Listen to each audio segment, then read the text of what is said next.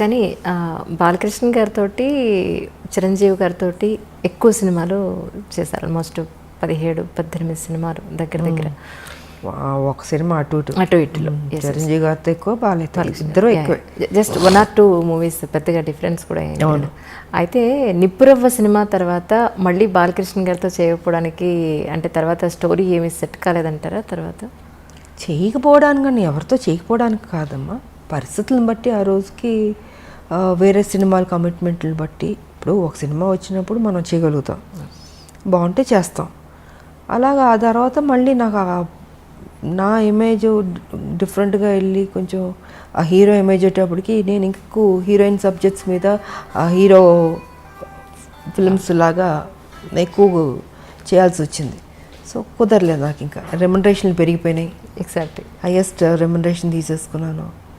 So న్యాచురల్గా నేను ఒక హీరో అయిపోయాను కాబట్టి ఇంకా నా సినిమాలు నేను చేసుకుంటూ ముందుకు వెళ్ళాల్సి వచ్చింది. అలాగా గ్యాప్ వచ్చింది, అంతేగాని ఇంకేంటి. ఒక హీరోయిన్గా అప్పటి వరకు హీరో పక్కన హీరోయిన్గా యాక్ట్ చేసిన ఒక హీరోయిన్, టాప్ మోస్ట్ హీరోయిన్.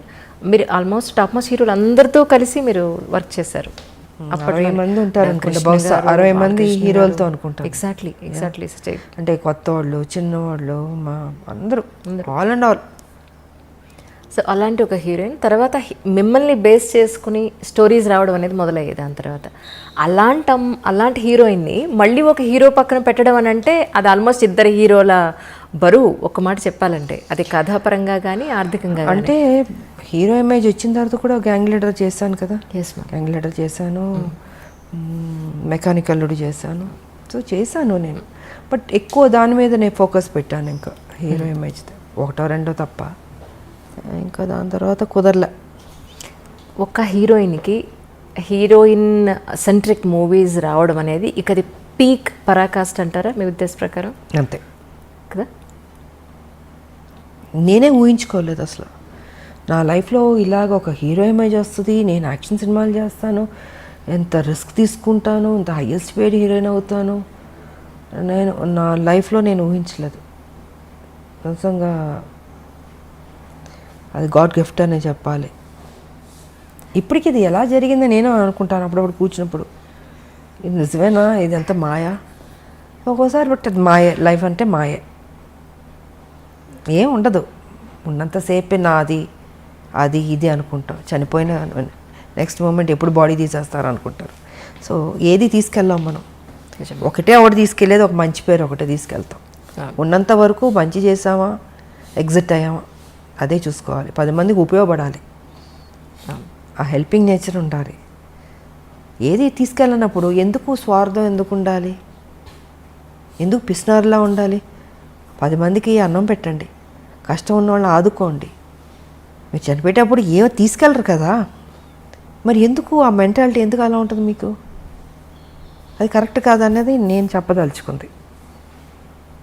10 మందికి ఉపయోగపడి 10 మందికి కష్టంలో ఆదుకున్నాను అనుకో, మనం చనిపోయిన తర్వాత అయ్యో మంచోళ్ళ ఆవిడ మంచిది, మంచి చేసింది, అదొక్కటే తీసుకెళ్తాం.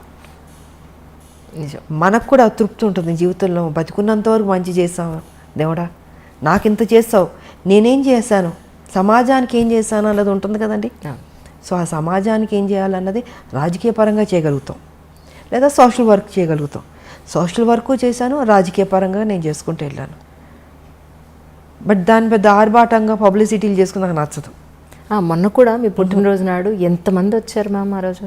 నేను చెప్తాను, నేను చూపించుకోను. అవును, నాకెందుకు అది, నాకు అది పబ్లిసిటీ చేస్తుంటే నువ్వు నిజంగా సేవ చేసినలాగా ఉండదు, స్వార్థం కోసం అన్నట్టు ఉంటుంది. సో అందుకే వదిలేయండి, నాకు తోచింది నేను చేసుకుంటూ వెళ్ళిపోతుంటాను అన్నది నా ఆలోచన విధానం. తల్లి తెలంగాణ పార్టీ కింద మీరు చాలా వైద్య సేవలు కూడా అందించారు అప్పట్లో. సో దాని గురించి కూడా ఎక్కడ మీరు ఎప్పుడూ చెప్పుకోలేదు. అదే నేను చెప్పనమ్మా, చదివించేవాళ్ళని చదివిస్తాం, ఇంకా ఆర్థిక పరంగా అందిస్తాం, ఇవి చాలా రకరకాలు ఉంటాయి, మళ్ళీ చెప్పుకోవడం ఎందుకు, వేస్ట్. సో నాకు తృప్తి, నా జీవితంలో ఇది ఒక మంచి చేస్తాను, ఒక చిన్న సాటిస్ఫాక్షన్. నాకు ఎవరికైనా ఏదైనా చేస్తే ఎందుకో తెలియదు, ఒక ఆనందం వస్తుంది. నాకు చేసుకోవడం కన్నా ఎదుటి వాళ్ళు చేస్తే సంతోషపడతాను నేను. సో నా లైఫ్ పద్ధతి అది.